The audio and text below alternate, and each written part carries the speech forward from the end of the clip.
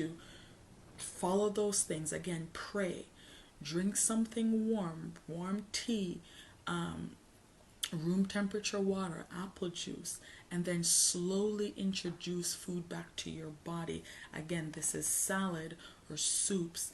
And then later on, after about 24 hours, then you can incorporate a little bit more solid. So you may want to add some chicken breasts to your salad. You may want to do a steamed fish or a steamed vegetable. You want to do it slowly, introduce it so your body can be strengthened, so that you can operate in the calling and the gifts that God has for you.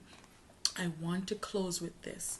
Again, we are living in uncertain times, but like Charles Dickens says, and I agree with him wholeheartedly, this can be the best of times, or this can be the worst of times.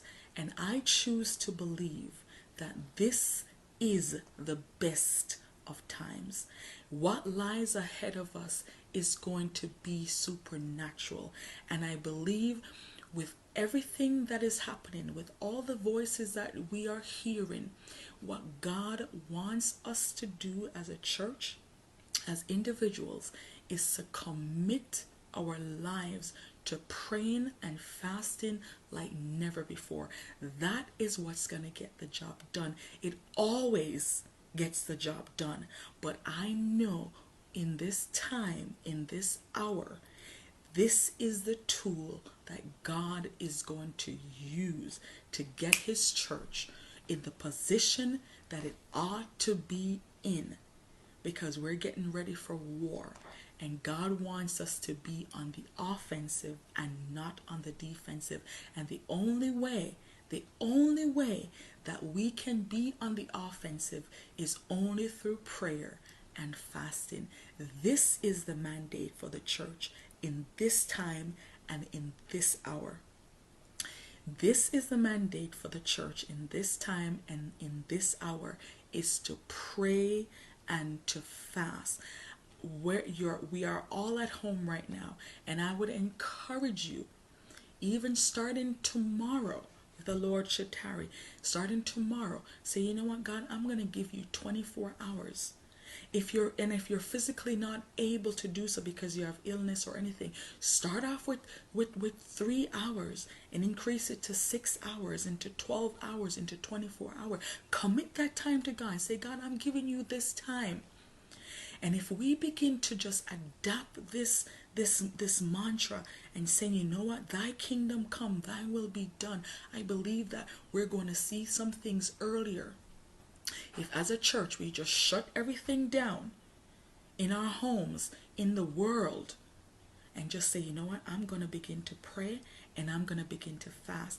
I'm going to tell you, you watch and see what God is going to do. That is the message that God wants the church to adhere to, again, in this time.